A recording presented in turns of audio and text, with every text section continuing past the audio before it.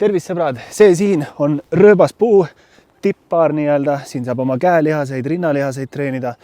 Aga kuna see on niisugune keharaskusega harjutus, siis kõik võib-olla ei jõua seda kohe alguses teha.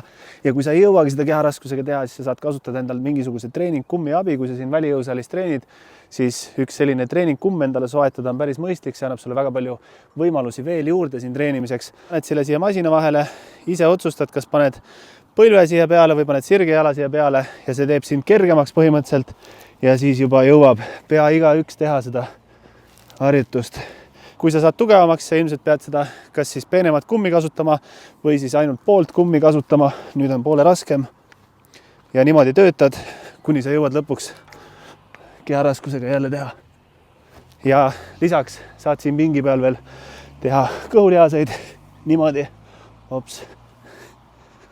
Selline vägev pink. Ja siin Tabasalu välijõusaalis toimub pühapäeval 25. mail välijõusaali ringtreening kell 12. See on loomulikult täiesti tasuta, nii et võta sõber, sõbranna, pere, koer, kass, kõik kaasa ja tulge trenni. Facebookis on event ka sellele, personaaltreener Jacob R. Price kontol. Nii et pane going ja treenis näeme.